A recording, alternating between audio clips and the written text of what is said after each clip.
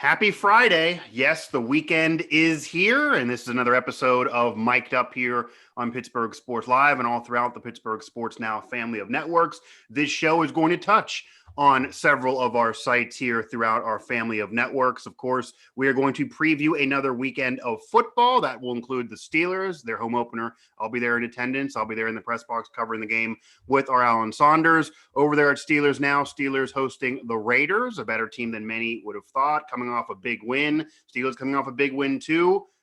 What's going to happen in that game? College preview, Pitt, West Virginia, and even Penn State. Of course, Penn State over at Nittany Sports Now. We're actually going to also touch on their head coach, James Franklin, refusing to really close the door on rumors about him going to USC, and if those rumors will ever die unless he actually goes to USC. It seems like he needs to save our lives and go there, or we're going to get rumors every single year, but that job is open right now. And Penn State winning, they're certainly building a season right now that they're impressed with. A big game against an SEC opponent, against Auburn, very rare. We actually had his question answered from that on Pittsburgh Sports Live on how that rivalry and that series came to be and how rare it is for Big Ten versus SEC. West Virginia, a rivalry game against Virginia Tech. Is it potentially the biggest game Neil Brown has ever coached at WVU? I say yes. How much does WVU need to win that game? And Pitt, I can't say a big game, but continuing on, they're 2-0. They're looking to continue that streak this week as well. I'm Mike Asti. That is Mike Vukovcan, and Mic'd Up is presented by Martin Lawn Services, where you can contact Doug Martin for your lawn care needs and anything else that he will provide at 412-849-5894. And Mike, before we get into predicting games, we got to talk the James Franklin rumors. Now, they've kind of been quieted a little bit from the day of Clay Helton being fired. Of course, within 10 minutes, everyone's speculating on James Franklin. His name is always brought up for the USC job. He just seems to always be brought up for that job. It's not like he doesn't like being at Penn State. Penn State right now, coming off a big win over Wisconsin, then another win. They're 2-0. They're looking to build something. Somebody actually even brought up to me when we were kind of comparing the two jobs that right now, this might be the best situation he's had with Penn State since he's been there, because Urban Meyer's gone from Ohio State. So potentially that door is open to be the premier program of the Big Ten, with Jim Harbaugh still taking a while to get Michigan going, if that's ever going to happen. Ohio State looking more vulnerable than ever before. It could be a door open for Penn State, but in the rumors again, he didn't say yes by any means. But he also doesn't say no, and he even actually said he's not going to totally say no when asked by the media. What are your thoughts on James Franklin to USC? Any validity to those rumors? Do you believe him based on the fact that he admittedly won't say no? And why do you think he's hesitant to literally say, I'm not going anywhere? I'm here. I like it here. Stop the rumors. He's not quieting the rumors, even though he's not saying he's interested in the job. Well, I think the reason is, if one thing anyone that's followed Penn State and James Franklin since he got hired, right, is one of the things that makes him a charismatic coach, a guy that the media likes, a guy that recruits like, is the fact that he doesn't BS you. He doesn't say things just to, pee down your back and tell you it's raining. That might be my favorite line you said in the history of the show. He tells you the way it is, and right, he's doing it because he doesn't want to lie. Right. In that, I'm sure his intentions are to stay at Penn State. It's a premier job. He has that. It is. Yeah. He has the program rolling. Aside from Ohio State, it's the best job. It's one of the best jobs on the East Coast. Right. However, yeah, absolutely. Yeah. However, he knows programs might be desperate. USC is tired of being average. They want to get back to the days of Pete Carroll, right, where they were one of the top 5 programs in the country and competing for national championships. Right. Not too long ago. Right. Right. And you don't know what their boosters out there and their administration is willing to do. Yeah, they got some famous boosters. They got a lot of money. They got a lot of people that are USC fans with tons of cash. I'm talking Snoop Dogg, Nick Lachey, and then, of course, you go to the alums. There's money there. And now it can fly even to the players based on these new rules. And if they're able to get crazy and show James Franklin that they really, really want him, right? He'd be crazy not to at least consider it. You're talking about the number one place in the country, aside from maybe Florida, as far as a recruiting hotbed. You would think so. It's been dry recruiting wise for years, which is what maybe some feel Clay Helton's issue was. Well, what I'm talking about is, but I agree with you. Absolutely. Yeah. Yeah. The regions of the country that put players in the NFL. Yeah. High school football in that area. Yeah. Number one, it's California, closely with Florida. Right. So if you're able to have that sort of talent out there, and the way James Franklin's able to recruit, and you're talking about a weak Pac-12, he could be the king out there. Yeah. It'd be him versus Oregon. Yeah. Right. And the history is on USC's side, even though Oregon's a premier program and they have Nike money. So absolutely there's a door open, Mike. And you look at it this way. I also feel this way. While Penn State is a great job, unless he makes them the new Ohio State for the next decade of that conference, he might feel like maybe he wants another challenge, or he's peaked there. Unless you win a national title at Penn State, there's nothing else for him to do. He's been in top fives, top 10s. Maybe he wants them in a playoff at one point, but he's done it on the East Coast. He's done it with a premier job. Now, maybe he doesn't want to move his family. That is another thing. That would be across the country. That wouldn't be like going from coaching Pitt to West Virginia, where they could stay in the same schools and you could, drive an hour. It would be a complete family shift. So maybe he doesn't want to do that. That's something that we obviously don't know personally. The way he's answering it, clearly the door is open.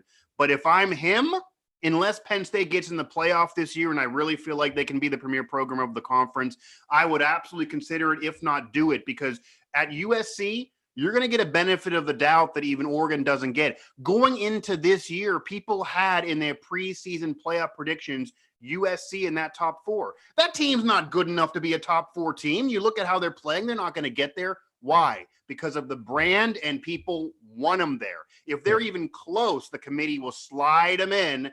You got the money, you got the recruiting base, you got the history, you got a lot of people you can bring to these kids to really show them how great it could be in LA. And it could even be better for him financially if he ever wants to get to the NFL. That's usually a hotbed to get coaches up the ladder beyond college football. We've seen that with Lane Kiffin, et cetera. So I think if he ever wants to leave Penn State, that's the job. If he doesn't want that job and it's offered with tons of money and he doesn't want to move his family, that's him. But that means he likely should stay at Penn State for a while, because I don't think there's a lateral move that makes sense anywhere else.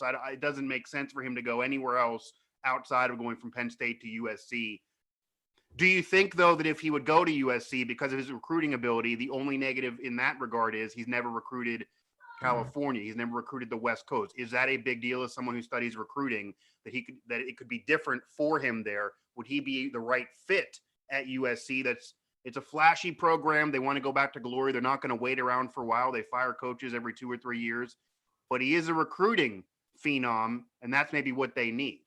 No, Clay Helton has been able to. USC is one of those programs that recruits that is able to just recruit itself, because, as you mentioned, the history and the USC. James Franklin would clean house in California. James Franklin is doing, and his staff, Terry Smith and the guys, they're having a top 2, top 1 class in the country right now, as far as the class of 2022. Right. And they're competing with all the elite programs on the East Coast. A lot more of them, you could argue. Yes. In the Midwest and East. You go to the West Coast, it's him out there. Chip Kelly, Chip Kelly's, they're starting out right now. Okay. But I have doubts as to whether that's going to last. But other than that, his lone competition for players out in the West Coast is Mario Cristobal up in Oregon. Yeah, and maybe Arizona and Arizona State, but they're not on that level. No, right. No, James Franklin would absolutely he could literally get 3/4 or half of his recruiting class from the state of California every year. Right. And compete. I think he's a. It would be flashy guy too. I think that they like that. This is a name brand guy. I think the alums would like it. Matt Leinart would like it. Yeah, USC. They had enough of Clay Helton. They want a guy to bring USC football back. And the only way to do that is they're going to end this coaching search with bringing a name, whether it's James Franklin, whoever it's going to be. Right. They're going to pluck somebody that's a big name. It's just a matter of who. And we'll see if it's James Franklin. I don't know.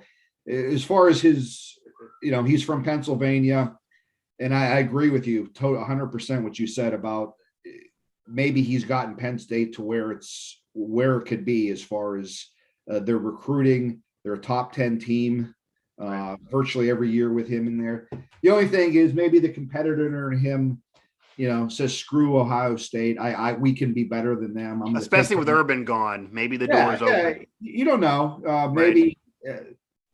Well, I don't know, but I tell you what, though, I'm going to hit you with a quick one here. If you had to name the 5 best jobs in the country, just randomly, I'd be hard not to say USC isn't one of them. I know, and I agree with you. I think a lot of people, when they discuss and compare these jobs, because it ends up being a huge debate, they're getting too fixated on USC being a bit down right now.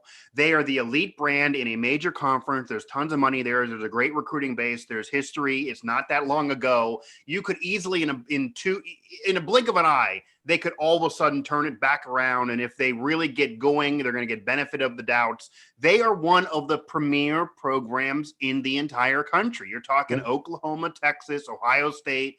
Honestly, Penn State, Michigan, even though they haven't been winning with Harbaugh, that's a premier job. That's why everyone wants it. There's a reason why all these coaches, you think all the time, people wonder, why would he leave winning to go to that program? Like, for example, why would Scott Frost leave winning and a fake national title to go to Nebraska? He believes that's a premier job. Maybe it used to be. I don't know if it still is, but USC is still a premier job in the country. And unlike some of the others, you don't have much competition. They could become the juggernaut off conference realignment in that conference. And if they do, they will get benefit of the doubt. They could even lose a game a year and they will get them in that playoff because ESPN, the committee, the networks will want them there. So that could be a benefit for Franklin. He's dealing with Michigan and Ohio State as the brands above him, even though he's a better team than Michigan in the Big Ten. He would be it in the Pac-12 at USC, I think even over Oregon. 4 of my teams would be US, not in order, USC, yeah, I don't have an order. Texas, Ohio State, Michigan. Those are 4 right there. Yeah. People can argue Alabama, of course, in Florida. It'll be interesting to see what they do when Nick Saban's not there, because they were right. Before he got there, they were Mike Shula. They didn't have that before him. They were very much a middle of the road program.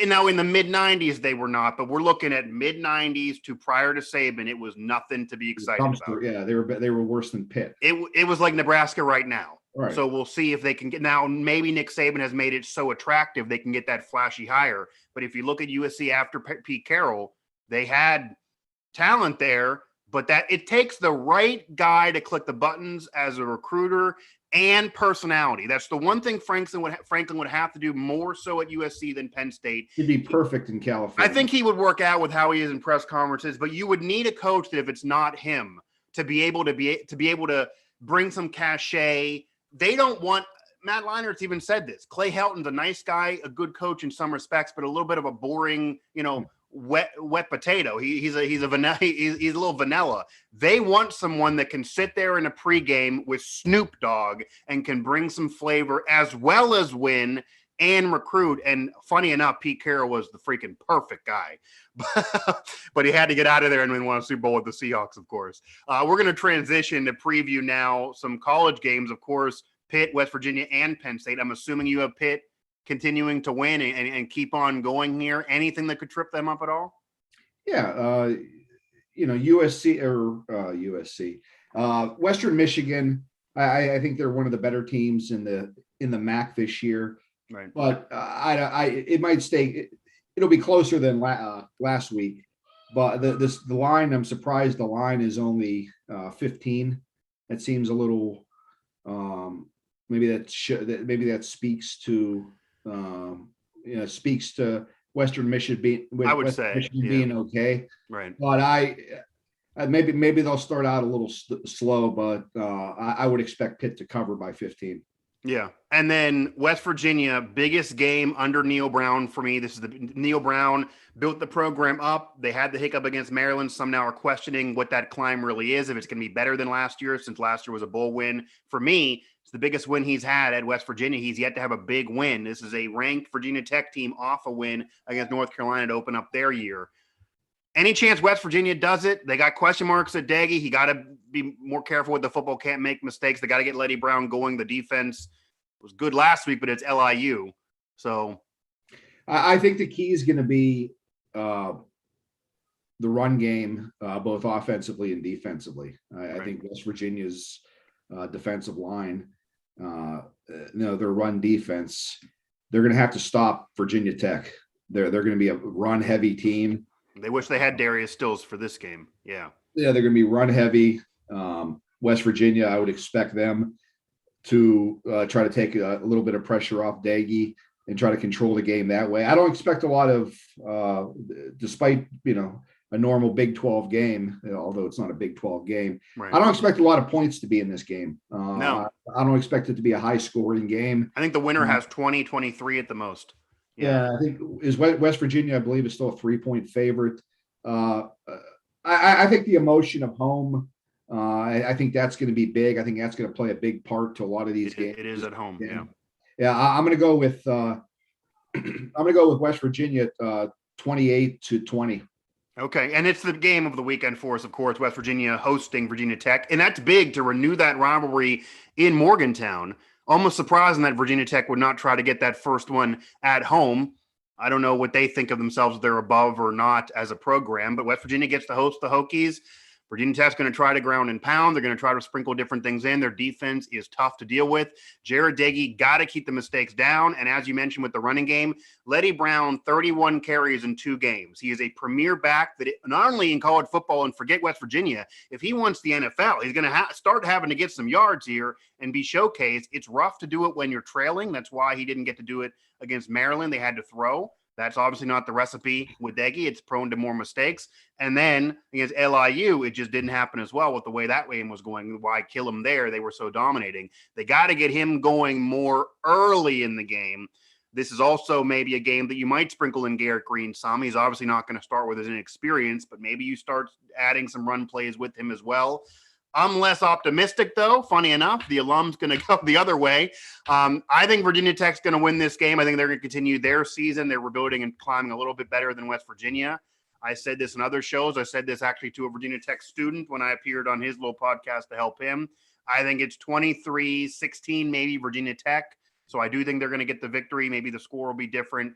I'd like to see West Virginia do it. I think it would be a major big win that would make people like me shut up about Maryland, and it would be the biggest win for Neil Brown. He would need it to make this year a bowl season, to progress this year when the conference schedule gets tougher, and then Oklahoma the next week, which is definitely a loss. So this is a big deal to not be 1-3, get a big victory, climb after last year. But I think the Hokies do it.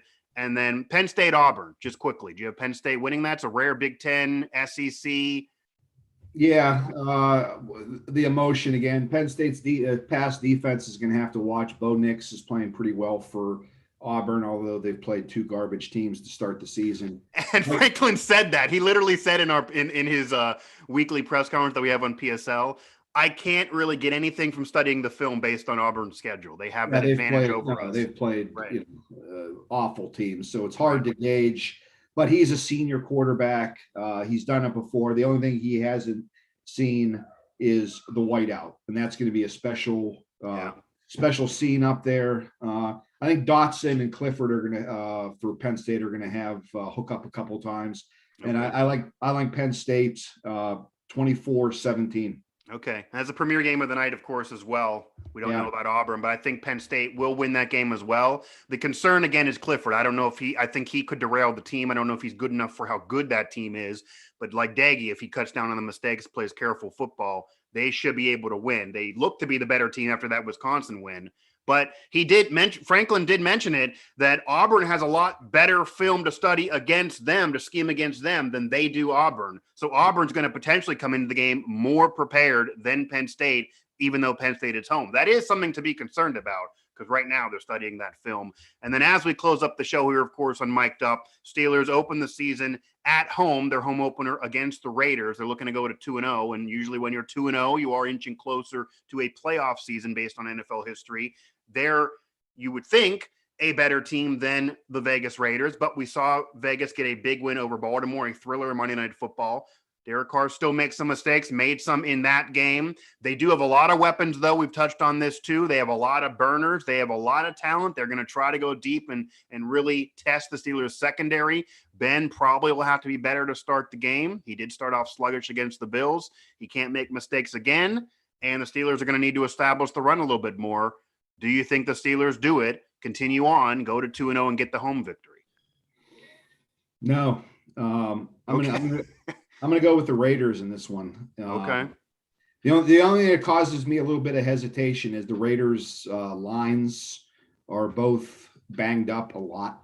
Yeah. A lot of injuries we're covering at Steelers now entering. Yeah, the Steelers' defensive line, Raiders' offensive line is really banged up. However, right. I'm going to go with the fact that I watched the game again, their game with the Ravens again. They got a lot of weapons, and I just think that the Steelers played well against Buffalo. I just think, though, that this is going to be a little bit of a shootout, despite some people not thinking that. I think there's going to be some points scored here, and I think the Steelers' secondary isn't going to play as well as they did in the opener against the Bills, and I like the Raiders 28-21. Okay. I think the Steelers are going to win the game. I'm actually going to be optimistic on the Steelers' perspective. I don't think it's going to be incredibly impressive. I am concerned in terms of picking the Steelers about, we saw Josh Allen throw a couple deep balls. He couldn't connect on, his timing was off in that game. They're going to try the same thing. John Gruden probably salivating right now because he loves to throw it deep. The Steelers secondary is very vulnerable, and he has Riggs and company that really could just speed by the Hayden and company, I'd imagine. If they connect on one or two of those, it will be a problem if they get up in the game. I think the Steelers are going to win it, though. I'm going to go Pittsburgh in the victory. That would be a Steelers thing to do, though. To win against the Bills, kind of get over a prediction that nobody thought that they would complete, and then turn around and lose a home game against the Raiders. And maybe the Raiders sneakily are a playoff team if they get that win, because they were close last year. They could be finally building something. You also can find on Pittsburgh Sports Live Mike Tomlin, who, despite being a Tony Dungy disciple and talking about Dungy as his mentor, he did win his only championship as an assistant under John Gruden. So he talked about how he's learned a lot from John Gruden. We haven't heard Mike Tomlin talk that much about John Gruden as he has about Tony Dungy over the years. So that was interesting to me. He did mention that. But I got the Steelers winning it. It could go easily the other way, though. I would not be shocked if Vegas did win. I think that this is not even your older brother's Raiders team, that you're not going to be sneezing over this team and just have them lay down. They have explosiveness, but the injuries, I think, are a problem. They will lose the battle of the line, even though you have Chuck Okorafor, who I'm not impressed with as an offensive lineman. His counterpart now being hurt. They're losing players already out for the year. It looks like injuries could be what could ruin the chances for them to having a good year, losing a lot after that win against the Bills in week 1. 3 really good games this weekend for us. Absolutely. To talk about next week. It's good be on the couch watching West Virginia, right? Take a break, come back, watch. Of course, Pitt can't be on because Comcast and morons. We can do a whole nother show. Yeah, morons on that, and then Penn State, and then Sunday with the Steelers. So looking forward to it already. Absolutely. It's going to be an entire weekend of football again. Our last one of officially in summer, as then it will be officially fall. I'll be down there at Heinz Field on Sunday for that coverage. Also hit up Pittsburgh Sports Live for our post-game shows, the after Pitt and West Virginia, and then even after the Steelers on Sunday. Subscribe to this channel for notifications when those shows go live, and hit up a myriad of the sites: Pittsburgh Sports Now, WV Sports Now, Nittany Sports Now, Steelers Now, for all the coverage there as well. Get your bets down. Hit our links there as well when we throw those on those sites. A lot of games here, a lot of big games people are going to be betting. We'll give you some links to click on to help you out on all of those sites as well throughout the weekend. That'll do it for this edition of Mic'd Up here on PSL and throughout the PSN network. He's Mike Vukovcan.